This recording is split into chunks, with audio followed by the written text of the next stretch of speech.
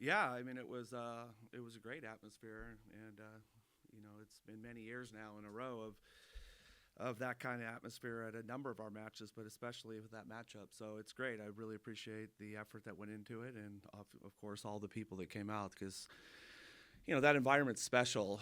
It's not something you find every day, and um, you can have a big crowd sometimes, maybe not have a great match. You can have a great match and not have a very big crowd, and you can have a huge crowd that are into it with two good teams playing at a high level. So we got to do that, and that's great for us. It helps. It helps with lots of things as the season goes on because when people talk about playoff type atmosphere later on, it's hard to mimic that, along the way. So anytime you can create that is awesome. For us, I just think that there was lots of small stretches that we did things really really well, and not overly surprising to me that we left lots of points on the table as well. So those are some things that we need to continue to identify, and for us to be the type of team that can take lessons learned from wins, not to force yourself into a loss to have those lessons learned, and that's what this week's about, is trying to take some of those lessons, apply them into the first 2 days of the week in training, and hopefully clean some things up and play better on Wednesday night and get another opportunity to compete on the road and compete in a great environment. And then we have a day off and come back and play here on Friday night against Vanguard.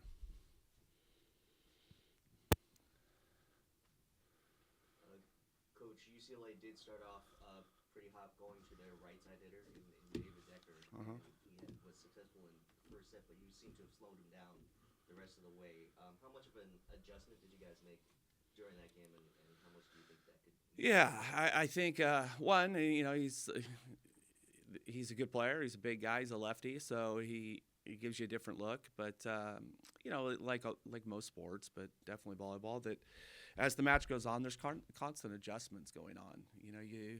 You try to have a game plan going in, and sometimes that's really accurate right away, and the player plays right into it. And sometimes there's adjustments that have to be made because of a lot of things, tactically, or maybe what you saw in video is not exactly what's happening, in the match. So I give credit to our guys. I thought the dialogue was good about it. I don't know how much our execution was great, of taking care of what we probably wanted to do as the match went on, but we'll get another opportunity of that. Coach, after a loss last year in the national championship here, how good does it feel to kind of get that revenge sort of on UCLA? Yeah, I never ever once thought about that. I mean, to be honest with you, it's for last year we had a good match here against them, played well, beat them here, and then lost in the finals, and they played great. And but that was completely for me, completely separate, right? It's a totally different year, a totally different team, and yeah, in one ways, it seems like yesterday, that we were playing that match. But if you think about what we're doing with this team, it seems like a million years ago too. So no, right now the only thing that matters is the focus on how good this team can be and what we're trying to be, because we play differently, which is something that we try to pride ourselves on as a program. That one year doesn't equal the other. Last year's group heard that they weren't trying to be the 23 team, and this team's definitely not trying to be the 24 team. So, yeah, I don't spend a lot of time in that area. Skylar Varga played pretty well against UCLA in this night one. What could you say about his transition? You could say back to being Yeah. an outside hitter this year, and after being the oppo last year. Yeah, I think you're exactly right.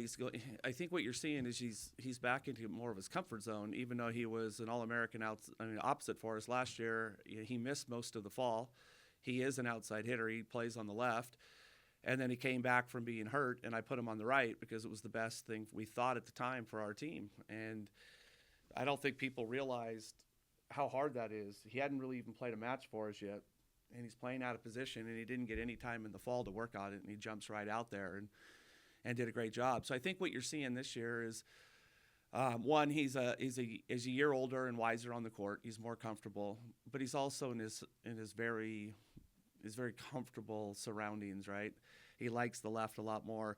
And I think when you put all that together, I think you're seeing that in Sky. What's the message going into Wednesday, coming off a game where you just beat the same team? Yeah. How do you keep the team kind of level-headed and not get too ego-filled?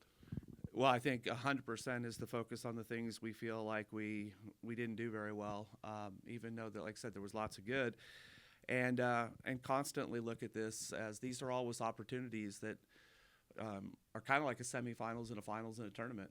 So you're only halfway through the goal. So for us is to get into the gym. First of all, identify individually and collectively what we want to be better at, which I think we have a nice little list. And then continue to teach the guys, and this group's great with it, but how to come in and be focused on what they can control, and that is getting better and being a little tighter in our systems and prepping on how we want to play on Wednesday night, and then get the opportunity to go out and execute and really embrace this opportunity to play, you know, another match against a good team on the road this time in a good environment. And these are all lessons that we can stack for what we're trying to accomplish during the season. If I may, I want to take it back a little bit before the game on Wednesday. One of the Hall of Fame inductees for the Long Beach State Athletics Hall of Fame was TJ DeFalco. If you could maybe point out one of the aspects of TJ DeFalco's game that you can see in maybe your team this year's game. Well, I think that what people don't realize about TJ, because I think watching him is very different than actually getting to know him as a coach or as a teammate, is that TJ didn't take any days off. You know, TJ's ability to train every single day in practice as one of the best guys, not just results, but one of the best guys effort-wise every single day. That had a trickle-down effect on all of his teammates. Because if the guy who's leading you in kills and aces and passing a million balls, getting all the attention, is also one of the hardest workers, if not the hardest worker in the gym, everyone's going to follow suit. And I think that we see that. We have a lot of guys like that on our team this year. And please take that with, we're only talking about TJ. There was some special guys on that team that played hard with him. But you're asking about TJ because of the Hall of Fame. I think his overall consistency also, you know, you're talking about a 4-time first-team All-American, a 2-time NCAA Player of the Year, 4 Final Fours.